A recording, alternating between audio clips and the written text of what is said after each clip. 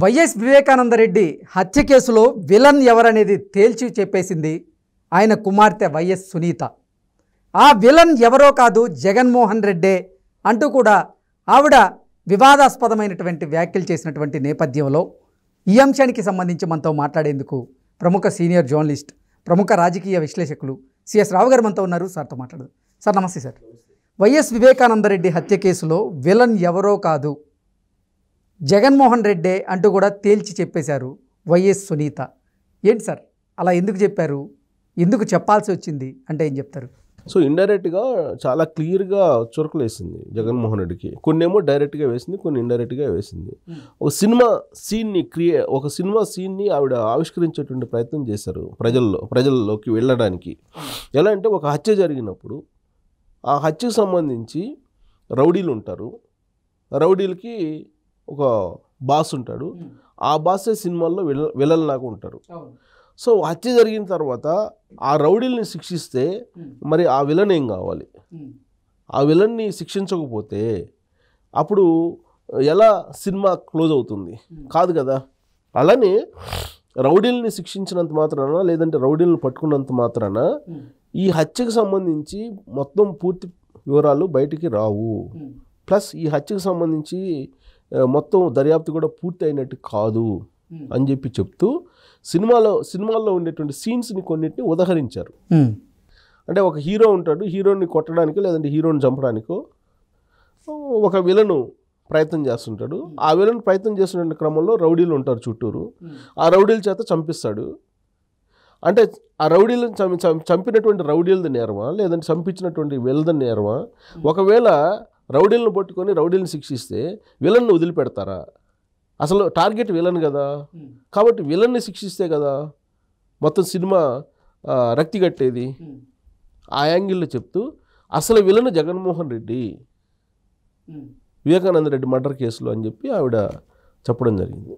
ఇప్పటివరకు చాలామందికి తెలియదు ఏంటంటే అసలు దీని వెనక ఎవరున్నారు అనే దాని మీద రకరకాలుగా ప్రచారాలు జరుగుతున్నటువంటి క్రమంలో ఏదో అంటారు కదా, శంఖంలో పోస్తేనే తీర్థం అంటారు.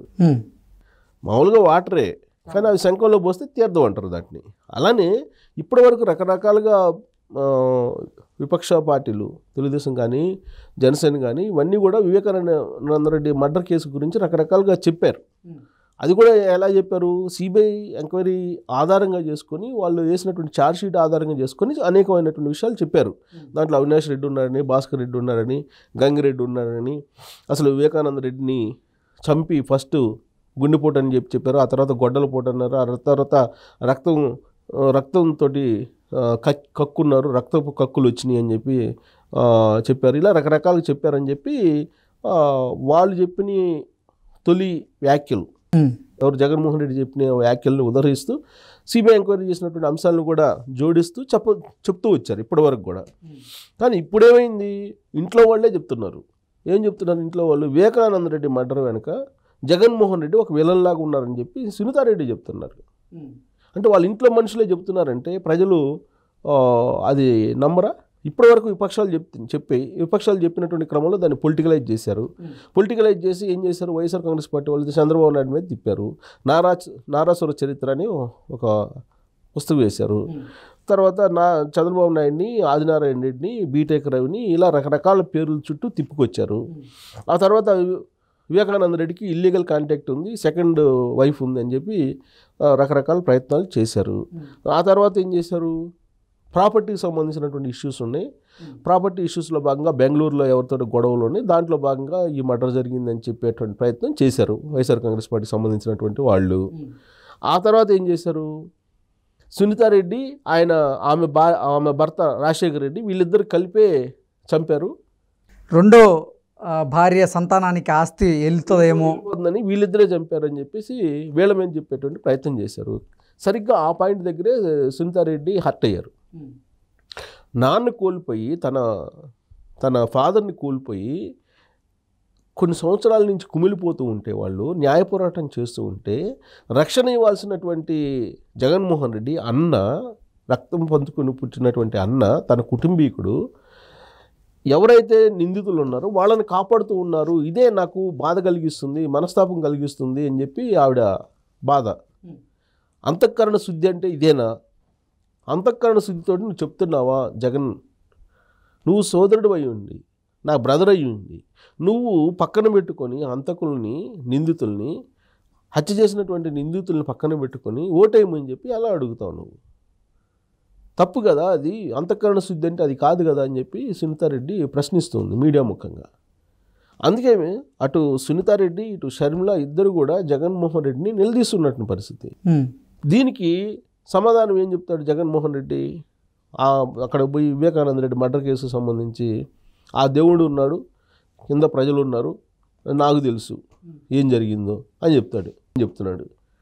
సిబిఐ ఏమో కాదు, అవినాష్ రెడ్డి వాళ్ళ నాన్న కలిసి చేసిన కుట్ర, ఆ కుట్రలో భాగంగా దస్తగిరి అనేవాడు నరికాడు, మిగతా వాళ్ళు సహకరించారు అని చెప్పి వాళ్ళు చెప్తున్నారు. ఒకవైపు ఎంక్వైరీ పూర్తయి సుప్రీంకోర్టులో విచారణ జరుగుతుంది, సిబిఐ కోర్టులో విచారణ జరుగుతుంది, సుప్రీంకోర్టు మొత్తం ప్రత్యేకమైనటువంటి టీంని వేసి విచారణ టీంని వేసి చేస్తున్నారు. ఇంకొక వైపు ఏమో అవినాష్ రెడ్డిని అరెస్ట్ కాకుండా అడ్డుకుంటున్నారు, ఇంకొక వైపు సిబిఐ ఎంక్వైరీ వద్దంటున్నారు. ఇన్ని రకాల పిల్లి మొగ్గలు వేస్తూ ప్రజల్ని మభ్యపెట్టాలని చెప్పి ఎలా అనుకుంటాడు జగన్మోహన్ రెడ్డి అనేది ఇప్పుడు సునీతారెడ్డి ప్రశ్నిస్తున్నారు. అందుకే సునీతారెడ్డి ఏం చెప్తున్నారంటే అసలు చంపినటువంటి రౌడీలు కాదు, చంపించినటువంటి విలను జగన్మోహన్ రెడ్డి అని చెప్పి డైరెక్ట్గా ఆవిడ జగన్మోహన్ రెడ్డి మీదనే అభియోగం మోపుతున్నారు. ప్లస్ భారతిరెడ్డి పేరు కూడా తీస్తున్నారు. భారతిరెడ్డి మొత్తం తెలిసి, భారతిరెడ్డికి తెలిసే జరిగింది ఇదంతా కూడా. అవినాష్ రెడ్డి ద్వారా ఈ మొత్తం నడిపారు. వాళ్ళ ఫోన్ చాటింగ్లు, ఎర్లీ మార్నింగు వాళ్ళకి ఫోను వెళ్ళినప్పుడు ఆ మీటింగ్లో ఎవరున్నారు, మీటింగ్ జరుగుతున్నప్పుడు ఫోన్ వెళ్ళింది. ఆ ఫోన్ మీటింగ్ జరుగుతున్నప్పుడు ఎవరున్నారు, ఒక రిటైర్డ్ ఐఏఎస్ ఉన్నారు, ఆయన కూడా విచారించారు కదా సిబిఐ. సో ఆ ఫోన్లో ఏం మాట్లాడారు, తర్వాత చాటింగ్లు, అంతకంటే ముందు చాటింగ్లు ఏం జరిగినాయి, వాట్సాప్ చాటింగ్లు, తర్వాత ఫోన్ సంభాషణ ఏం జరిగినాయి, ఇవన్నీ బయట పెడితే అసలు నిజాలు బయటకు వస్తాయని చెప్పి సునీతారెడ్డి చెప్తున్నారు. అంటే సునీతారెడ్డి ఇప్పుడు ఎవరు చెప్పినా, విపక్షాలు చెప్పినా, లేకపోతే ఇంకొకరు చెప్పినా దాన్ని సరే నిజం కాకపోవచ్చు, ఇది రాజకీయపరమైన ఆరోపణలు కావచ్చు అని చెప్పి అనుకోవచ్చు. సొంత చెల్లెలు సునీతారెడ్డి చెప్తుంటే, షర్మిల చెప్తుంటే దాన్ని ప్రజలు విశ్వసించరా? ఆ మాత్రం జగన్మోహన్ రెడ్డి తెలీదా? అక్కడ పోయి జగన్మోహన్ రెడ్డి వివేకానంద రెడ్డి మర్డర్ కేసుని సునీతారెడ్డి మీద, రాజశేఖర రెడ్డి మీద నెట్టేటువంటి ప్రయత్నం చేయటం అనేది విచిత్రంగా ఉంది. ఒకటి. రెండేంటంటే చంపినటువంటి అతను ఎదురుగా కనిపిస్తున్నాడు, నేనే చంపానని చెప్పి చెప్తున్నాడు, కానీ దాన్ని అవినాష్ రెడ్డి మీదకి నెట్టేటువంటి ప్రయత్నం చేస్తున్నారు అని అంటాడు. సో చంపానని చెప్పారు కదా దస్తగిరి, అప్రూవ్డ్గా మారాడు కదా, మారినటువంటి దస్తగిరి నేనే చంపానని చెప్తున్నాడు కదా, కానీ చంపించింది ఎవరు? అవినాష్ రెడ్డి వాళ్ళ నాన్నని చెప్పి చెబుతున్నాడుగా. అంటే మొదటి పార్ట్ ఏమో నమ్మకూడదు, నమ్మొచ్చు, రెండో పార్ట్ ఏమో నమ్మకూడదు. దస్తగిరి చెప్పిన మొదటి పార్ట్ ఏమో నమ్మొచ్చు, రెండో పార్ట్ నమ్మకూడదా? ఇదే సునీతారెడ్డి ప్రశ్నిస్తున్నారు. సో అసలు విలన్ ఇది జగన్